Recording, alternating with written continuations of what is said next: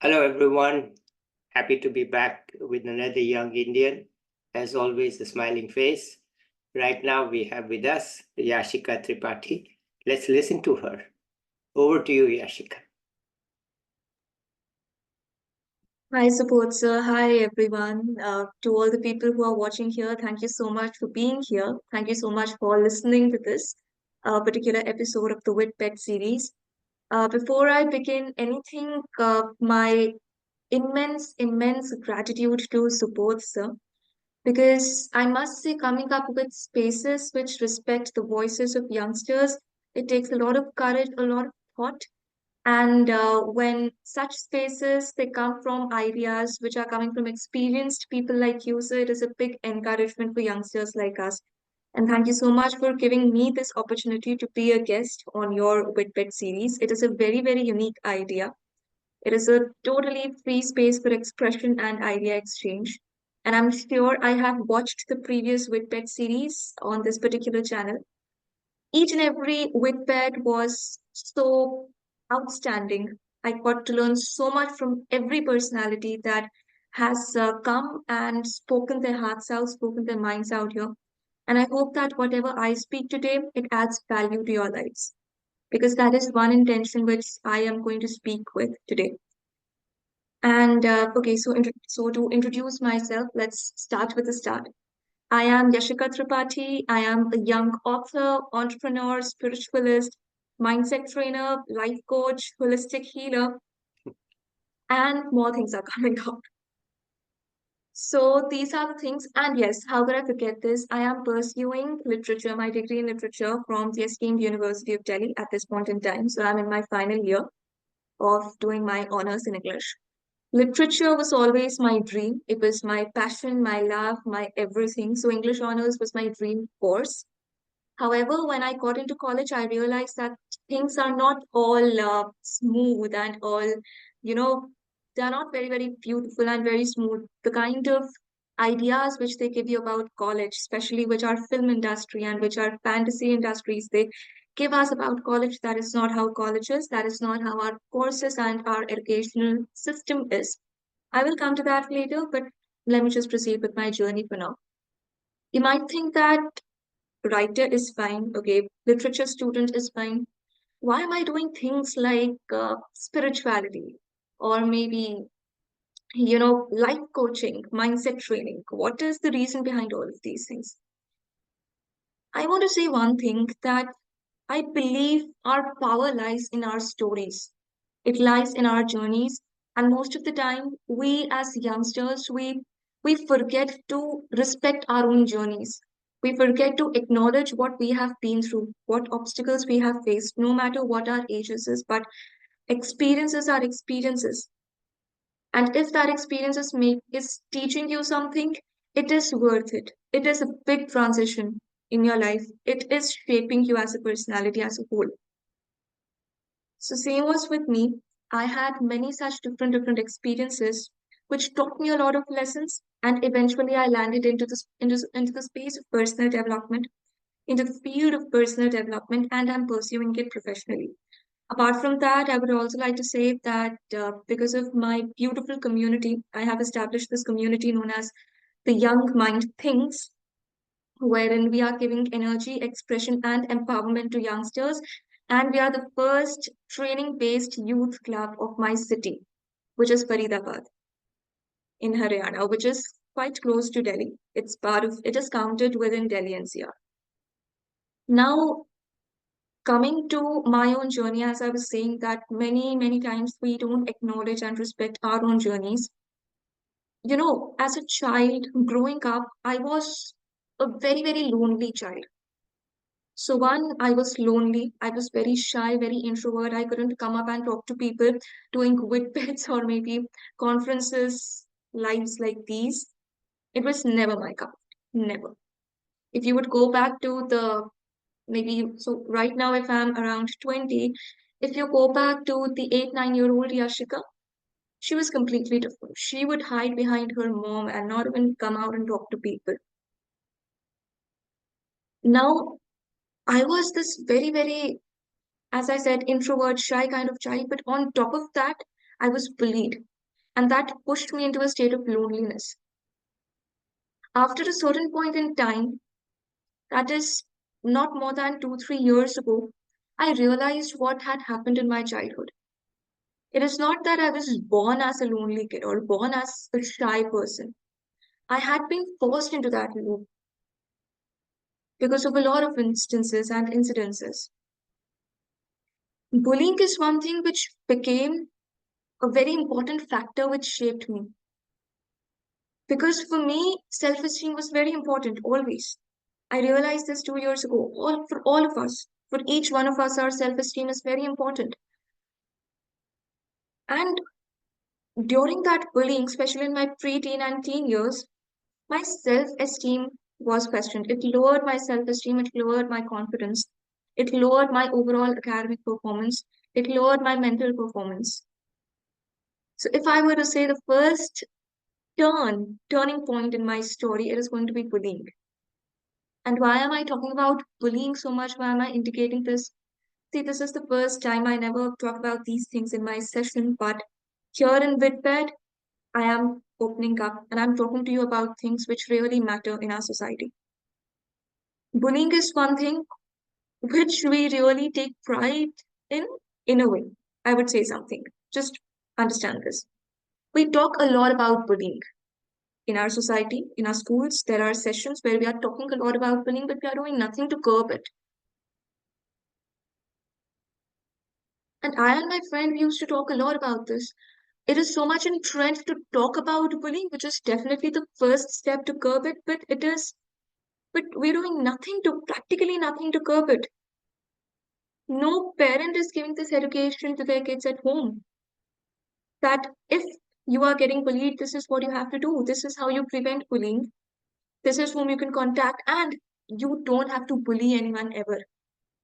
No matter how much information is dispensed, I was always very curious, I would say. I was very curious to know how is it that people of my age are making me feel pathetic? We are supposed to think alike. We are the same age. Why is it happening? How is it happening? And why is no one able to see it?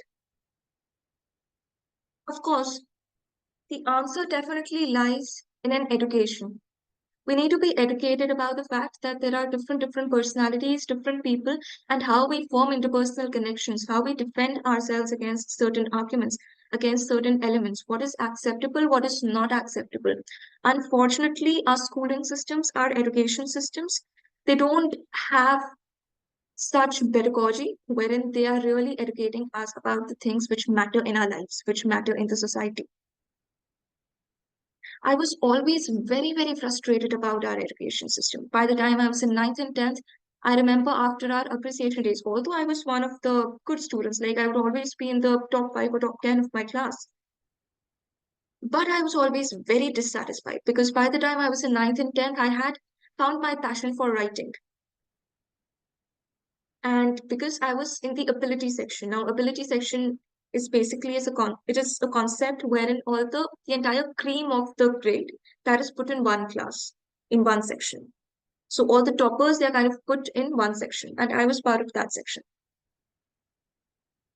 That section, it pressurized me to an extent that I started getting afraid of my own results. I would not go to receive my results on the result day. I was so afraid of the academics. Apart from that, because I was talking about from bullying, I went to the education system. The way our pedagogy is not enough. Why do I say I was dissatisfied and not enough? And I would just go on and question.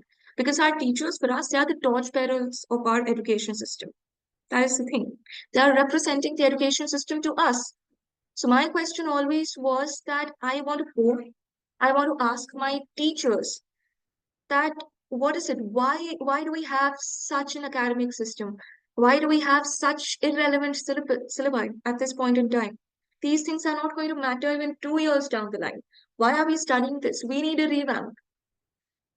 You believe me or not, none of the teachers could answer my question.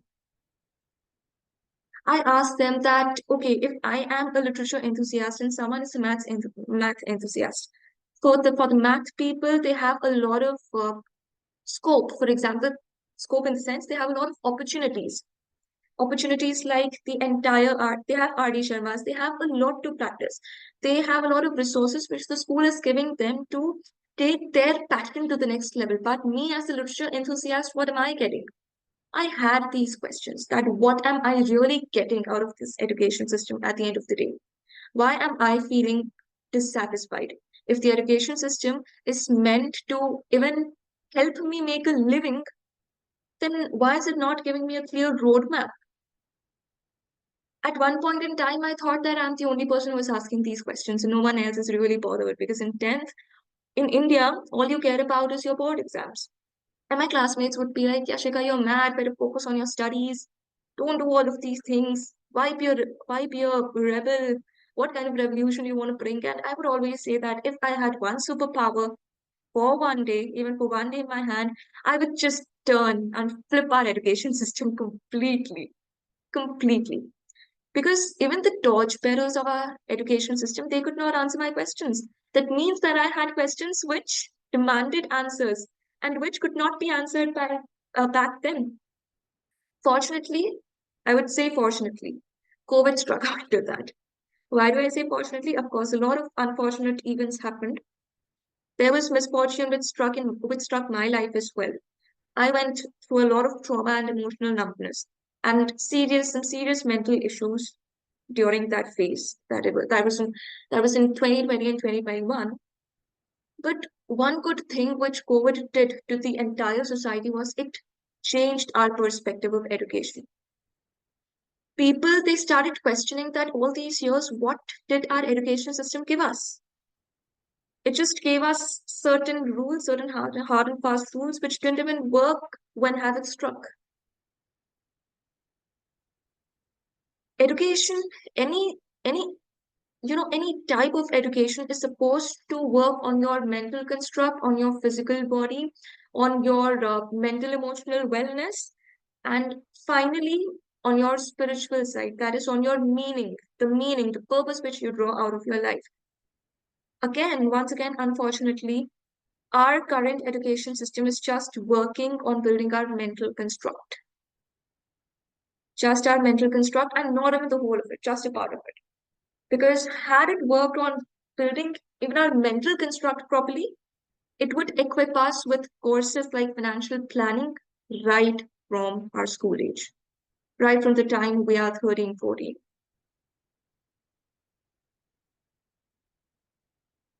So this was always my dilemma. This was always something that I had wanted to talk about, the education system. And why was I so passionate about this specifically in 10th? Because when I was in ninth standard, I had witnessed a suicide by my friend. Can you imagine ninth standard? I'm sorry, I didn't give a trigger warning for this. Yes, so this is a trigger warning. Okay, all right. Thank you so much, sir. No need. Go So, ahead. yes, I'll go ahead. I still remember it was exactly 4 days before all of us appeared for our ninth grade final exam. Exactly 4 years before our exams were to begin. That girl, she had no friends. Even she was bullied. She had no friends. She was lonely. Plus, she had a lot of parental trauma, because of which she committed suicide. But a very important factor which arose from her parental trauma was that her parents always compared her with her brother. They always compared her with her brother. They always pressurized her for academics, for studies, and to actually get into the ability section, which was my section. Because as I said, the toppers were always added.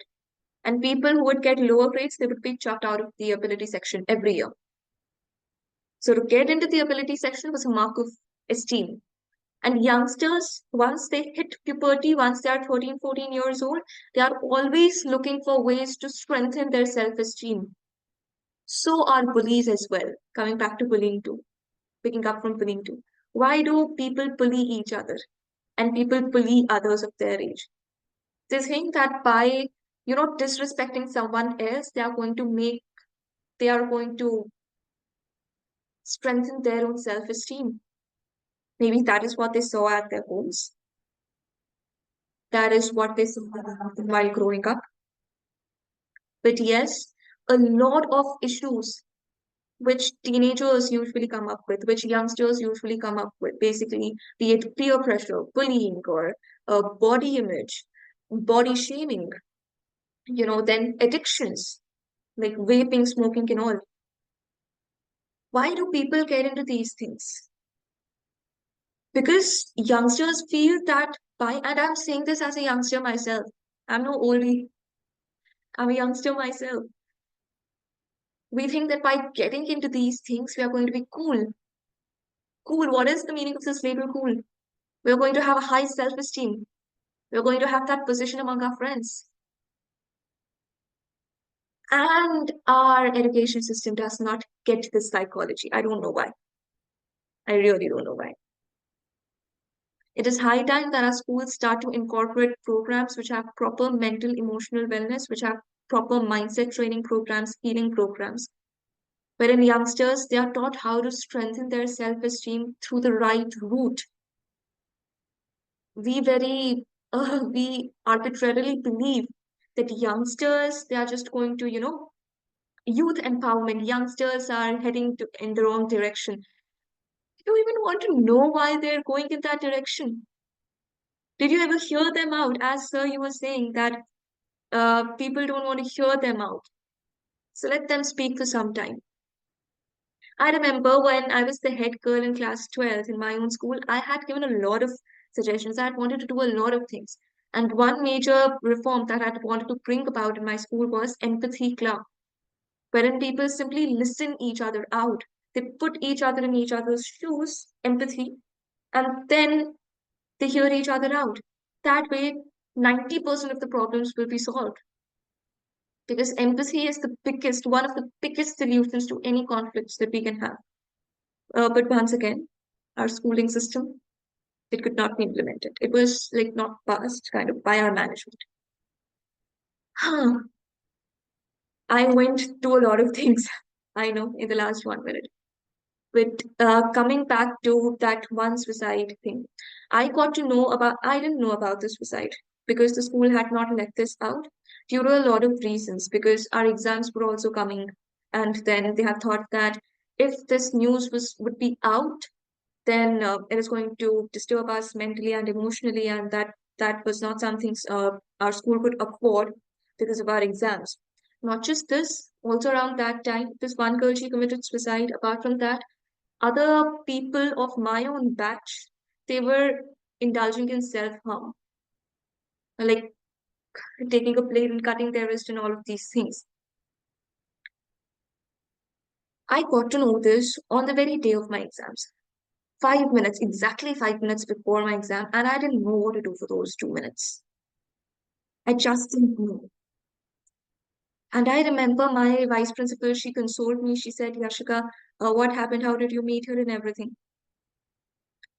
I I couldn't digest the fact that someone could take her life because of parental trauma, and parents could pressurize. See, because I believe when someone commits suicide, it is not really out of weakness. Not really out of weakness. There is there is an amount of stress and pressure and trauma which is way beyond our imagination that the person must have undergone. I could not live with the fact and digest the fact that someone did this to herself, someone who was a very nice dancer.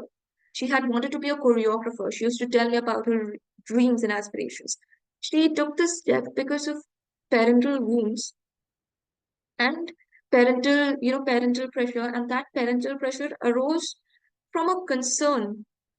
If we look at it that way, people usually say that the parents were concerned for their daughter. That's it. I could not understand and digest this entire cycle, which also made me quite rebellious in my class 10. This was also a time when my mathematics weakened. Of course, I'm a literature student, so I cannot be good at maths and science. I was never a maths and science geek. But with maths, I've had a very interesting journey, I will tell you. Maths gave me one of my most major breakthroughs and most major mindset shifts. Till grade 6, I had very good math. In grade 7th and 8th, I got a teacher who would humiliate me in front of my entire class because of my math. I felt depressed because of that. I didn't go to school throughout my 8th standard. Okay, I'm not using the word depressed because it's not the right word to use without proper consideration. But yes, I felt extremely anxious, I would say, extremely anxious. I did not go to school throughout my 8th standard. Also, 8th was the time when I was bullied very harshly. I was backstabbed by a lot of my friends, and there was practically no one to go to, no one to go to. And even though my parents were very supportive, they still are, but I could not really come back. I thought that if I say these things to my parents and if my parents they talk to my teacher about it, it's going to be a very childish thing. I will come out as a very weak personality and then I'll be bullied more. I didn't want to come out as a weak personality. And this is again one thing which many youngsters go through, which is usually unaddressed. And authorities, I'm sorry to say this, but parents, teachers, they don't know how to handle this. Some do, and some handle it very well. But I'm just telling you what I have seen and what is still going on in schools across the nation. In ninth standard, then I got a good teacher. My maths was fine. In 10th standard, because I was also a rebel and I was a lot into extracurricular. Like I was into dramatics, I was into writing. I was majorly focused in extracurricular, and my school was supporting me in that. So I was not concerned about my academics. Boards did not matter to me because I knew that after 10th, I'm going to go for humanities. I will just drop maths and science. After humanities, I will go for English honors. And ultimately, I want to be a writer. That is what I want to be because that is my passion. That's my dream. Now, in 10th, what happened? In my midterm and in my pre-boards, that is before my board exams, out of 80, and I'm actually revealing this mark today, whoever is watching this right now you will know. In my pre-boards and in my midterm examinations, I secured, or what to say secured, but I scored 37.5 out of 80, 8080. That was my score in mathematics. And I never told this to anyone till date. I'm just revealing this here right now.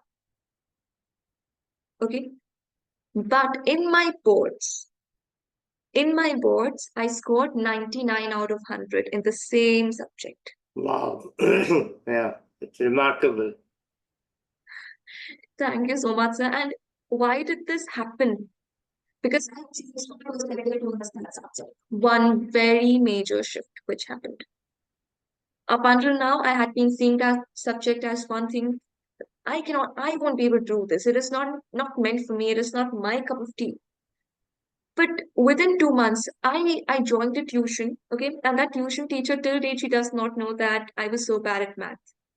I joined that tuition, and the first question which my tuition teacher asked me, up until then, I had not gone for any tuitions all my life. I joined a math tuition in my own society, and my mathematics tuition teacher, she asked me that, "Are you good in maths?" And I just said, "Yes, ma'am, I'm very good in maths." Okay, great, you can come in. That was the question, and that was my answer. Very confidently, I would walk into the tuition every single day. I don't know how it happened. I would solve all the problems very effortlessly because there, my tuition teacher, she would always say, she would always talk very politely and she would always answer our queries very, very nicely. Like she would never make anyone feel bad for not being able to, solve a particular sum. Mm. Gradually, what happened? I went to that tuition for around 1.5 months. Okay, for 1.5 months before my board exams. And in that 1.5 month, I realized that it is not about thing whether we like it or not. We can make ourselves like someone, we can make something, sorry, we can make ourselves dislike something. It is all in our subconscious mind, the way we are programming it. About the programming part, I realized it, 1 year ago and 2 years ago. But yes, mindset is everything, everything. A very important part of this was that we as students, we have enmities with certain subjects. If I was bad at math, then some of my friends who were good at maths, they were bad at English. So we used to help each other that way. Enmity, subject enmity, most of the times it is resulting out of our associations. What do I mean by those associations? It is that I associate a certain subject with a certain incident or with a certain person. Hmm. Maybe you associate that subject with a teacher. So the teacher came in. If the teacher was good, you like the subject. I'm talking about, and this happens when we are quite young. This happens when we are quite young. If the teacher is talking to you nicely, if she is friendly, if she is answering your doubts, if she is listening to you patiently, then you're able to, like that subject and you would want to study that subject. You will be waiting for those periods, those blocks of that particular subject. If the teacher is very, very dangerous, oh my God. Okay, even in the case of dangerous teachers, one is that the teachers, they are genuinely very caring and they genuinely are concerned about making you understand those concepts well. And the other part is that the teachers are actually dangerous, genuinely dangerous. So in the generally dangerous kind of teachers, they will always want to humiliate you or maybe pinpoint you in front of the entire class. They will have this kind of grudge against you. And I'm not saying this out of, I have like healed myself in that aspect. But I'm saying this because it happens. No youngster ever should feel that it is just my fault. No, there are different people. Everyone is a human at the end of the day. People have their own problems. So do teachers have their own problems. And if they are teaching us, they are teaching us maybe under a certain pressure. We don't know what kind of situations are going on in their homes, what kind of nature they have, so on and so forth. But yes, coming back to the point of associations, we associate certain subjects with certain teachers, with certain people. Then maybe we associate certain subjects with certain incidents. So, for example, if I got less marks, like very, very low marks in mathematics for an entire year, I'm definitely going to dislike it. I'll be like, do away with maths. I want to do away with maths. After that, I want to focus on my writing, on my literature, on English. And I was the topper in English in my class.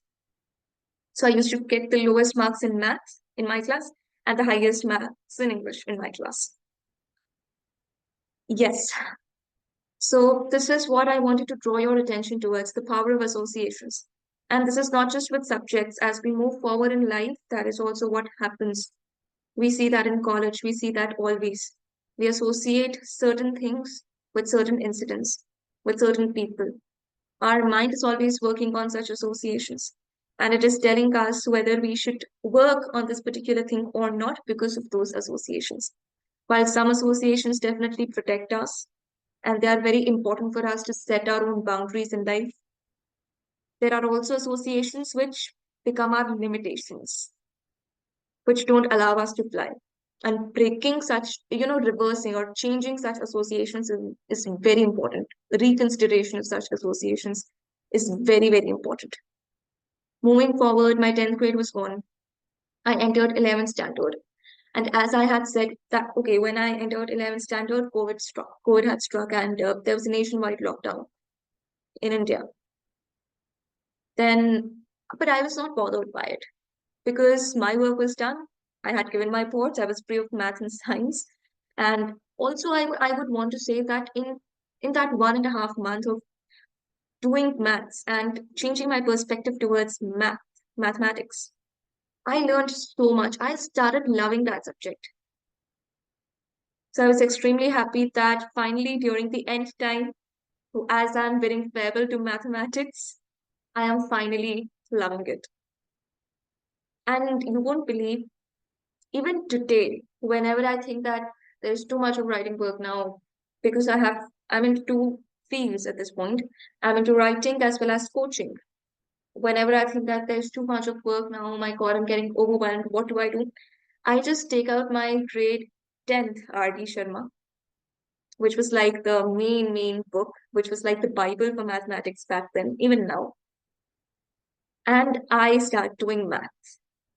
I start practicing mathematics. So do you understand from being a stress in my life to becoming a stress buster in my life? I have had a journey with mathematics. In 11th standard, the nationwide lockdown, COVID struck, there was a nationwide lockdown. I was very happy that finally I have time. And because of online classes, I thought, okay, no school. I don't have to go to school. I just have to do my work. I started working on my first first fantasy project.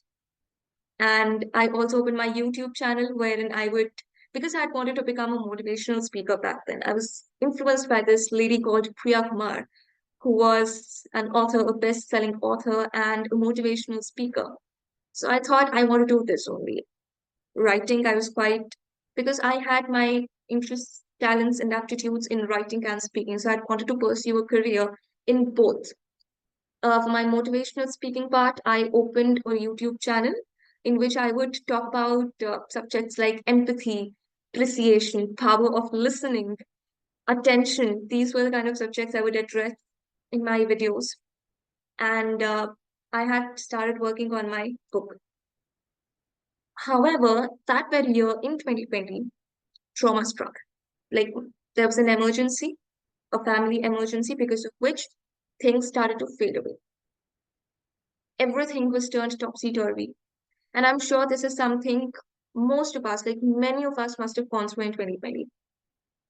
2020 was one year when all of us, we saw some kind of trauma or some level of trauma in our own families. Everything was turned upside down. I had to start my YouTube channel. 2020 went, things were back to normal again. They were great. However, I realized this in 2021 that even though 2020 has gone, it has not left me mentally. Mm-hmm. And I realized that when I turned insomniac. That is, I couldn't sleep for nights. I lost my sleep, lost my appetite. Those were the kind of mental effects which I had. Even though on the front, I was the brand ambassador of my school, I was the head girl of my school, I was being called for conferences and all. Everything was going perfectly well, but inside me, I knew what kind of turmoil I was facing, Mm. which once again, our schooling system never equips us to, deal with. Mm. Never equips us to deal with our emotional turmoil, our inner turmoil. 12th also went. So my school journey was completed. And once my school journey was completed, I appeared for CUET, which was, ours was the first batch. Another thing I would like to bring your attention towards. Ours was the first batch which actually gave the CUET to get into the University of Delhi and to get into the central universities across the nation. But yes, ours was the first batch to have appeared for such an entrance exam to get into Delhi.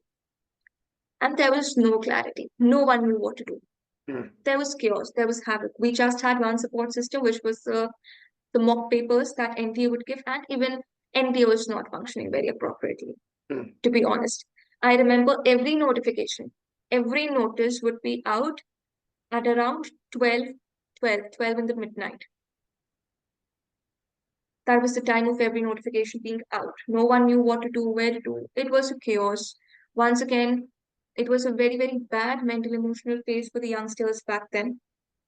Now the people who are appearing to CUET, they have a lot of resources. About more than anything else, they have us, the youngsters, to guide them. But we didn't have anyone, and we were just relying on the YouTubers, the educational YouTubers, who were giving us information, who were teaching us, who were preparing us for the exam. I cracked CUET, got into my college, got my dream college and my dream course as well. That was English honors. Things were fine, but I gave my CUET on, yes, it was in August. Okay, first week of August. First week of August, I gave my CUET, and it was in November that I entered my college. That does not happen normally. No. Normally, you get into college when it's July and August, you get into college. You are in college, but that did not happen under the new system because it was chaotic, quite chaotic. In that while that was also a period which gave youngsters like us a lot of time to reflect, a lot of time to think about ourselves. Because I was always a very ambitious girl, I was already pursuing my internship. I had interned with an edtech company, edtech startup, as a content writer, which later translated into HR intern and finally translated into part-time job, Hmm. which I even quit in my first semester itself because it was too much on me. In November, I got into my college, but in that while, I started to attend online summits by this organization known as Success Dhyan India. And it talked to me about trauma, about mindset training, about life coaching. It started giving me tips and tricks on how to, lead the kind of life that I want. Because that was also a bad emotional phase. It's like you're midair, you're hanging midair, you're out of school, but you're not in college yet. So that was a very uncertain period, which was full of paranoia for all of us. I became this junkie for such online events and webinars and summits, online summits, which talk to me about personal development. While people around me, they were like, you are too young for all of these things. I realized that there is no age for anything. Hmm. You can watch Doraemon at the age of 60, and you can talk about philosophy at the age of 20. That is absolutely okay. There is no age limit for anything. And personal development is one thing through this particular medium. So today I want to put forward this message. Please don't attach such taboos to self-love, to self-care, to self-help, and ultimately to personal development. Because once you tap into this space, there will be change and transformation, and you will actually get the life which you deserve. It has happened with me.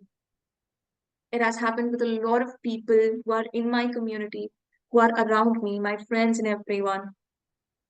Please don't attach such taboos to any such field. Especially for youngsters like us, it is very important to take to such personal development spaces, get into such spaces at an early age, because we are going to become the leaders tomorrow. We are going to lead the nation. How will we lead the nation if our own, how will we resolve the problems of the society tomorrow if our own problems are not resolved? We will never be able to free the society of turmoil if our own inner turmoil is not solved, if we have not dealt with it. And even if I look at the minutest level, if our generation is going to become parents tomorrow, we don't want to pass on our wounds, our unhealed wounds, and our trauma to our children. And that pretty much happens. It happens genetically. That is what you call transgenerational trauma. We Yeah. don't want to pass on trauma to our Yeah. children or to the upcoming generation.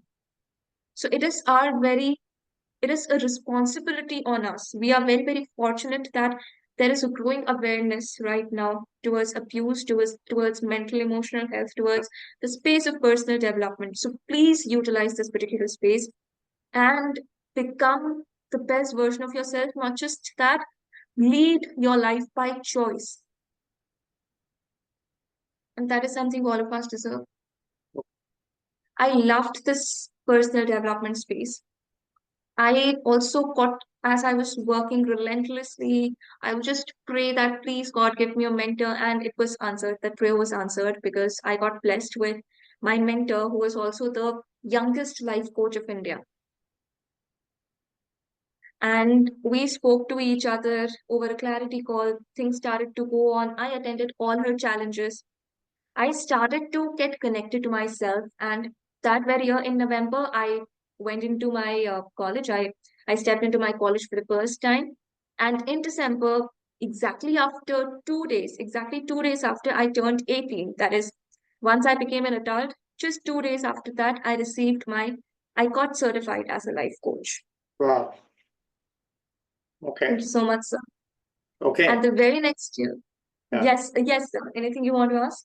No, I just want to say, it's so fascinating that I want to keep hearing you, but we are running out of time because I have the next person in about 7 or 8 minutes. Yes, So please, definitely.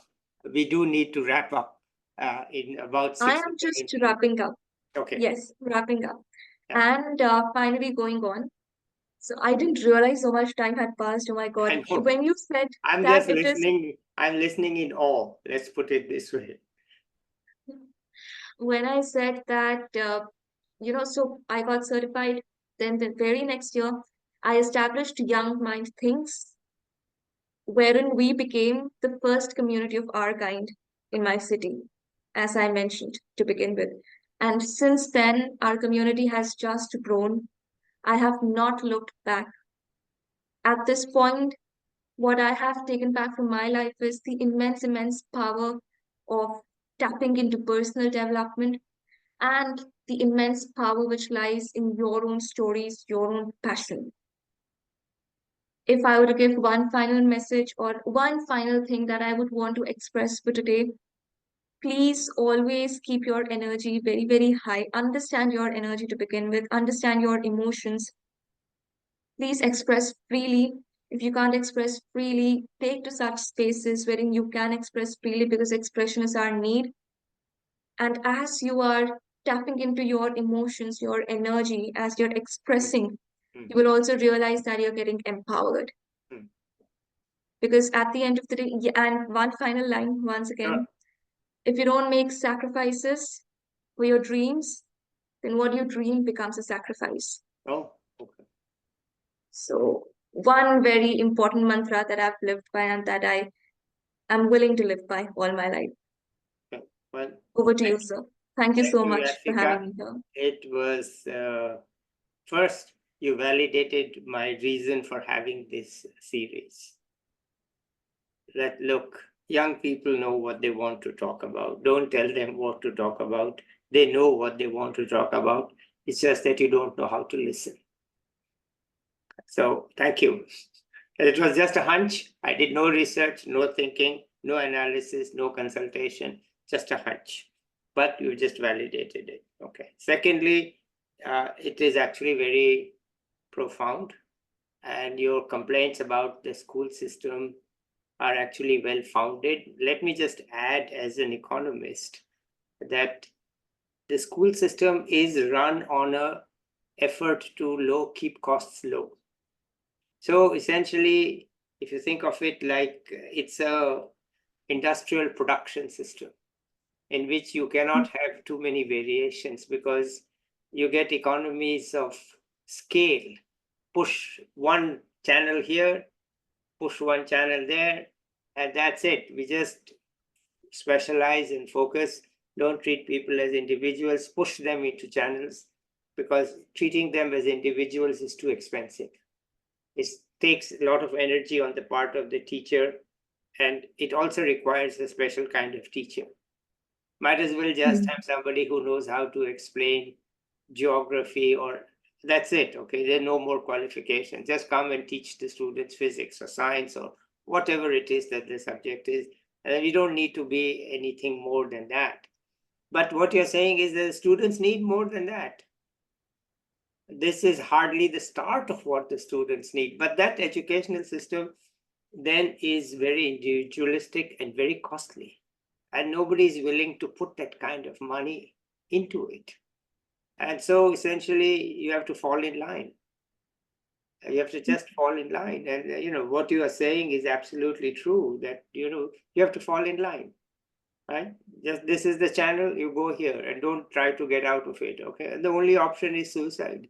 If the channel doesn't work, then your only option is really special. I mean, I don't know the younger situation for young people, but for some it is suicide because they are stuck in a groove, they're stuck in a channel, nobody's letting them out of it. So we can't, there's, efforts by the government to revamp the educational system to make it more individualistic, to cater to everybody. That's not going to happen unless some private people do some things. And no matter what you do, people end up uh, making it an industrial production system. Okay. It's just making chips. You want to be something else? No, become a chip. You have a choice. So I'm sorry, but that's the economics of it. It's just too costly and too innovative and too difficult. Not only to cater to each student, but then you have to have a teacher who can cater to the student. They are not enough, you have to train them, and it's all costly, and nobody wants to take that effort and spend that kind of money. And if the students don't get enough, that's okay, let it be. We just can't do it. So there is a real dilemma on how to do it. But of course, with the new emerging technologies, I think it's a better shot at it than in the past.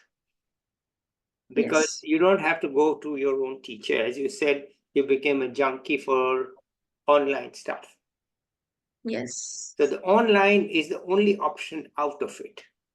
Because that way you don't have to have the students in a classroom, but you can get the scale with one person sitting in one city and addressing students in 50 cities. Just 2 or 3 students, but they are there in 50 cities or 60 cities or however many places there are, and you get the scale over there. Otherwise, the old system was the scale was in the physical classroom. Okay. I am able to get scale on these Vdpeds by the fact that I can tap people in so many cities. I don't have to say, oh, this is a Delhi channel, this is a Mumbai channel, this is a Pune channel, because I am in Pune or I am in, but I can get the scale, right? So the scale is critical, and the way to get scale today is through online. And that is the only way out, because then it allows you to meet like-minded people, people who understand you, people who don't bully you, and you can do it. Okay, let's end it here, Yashika. I have the next person already joining. So thank you so It much. was, Thank you so much. thank you so much, sir. Yeah. Okay, good. Let's we can talk for a few minutes after the recording, but let's end it here. Okay. Thank you so Sure. much Thank for you so much, sir. such a passionate and philosophically revealing speech. Okay. Thank you. Okay. Bye bye. Thank you for having me. Yeah. Bye.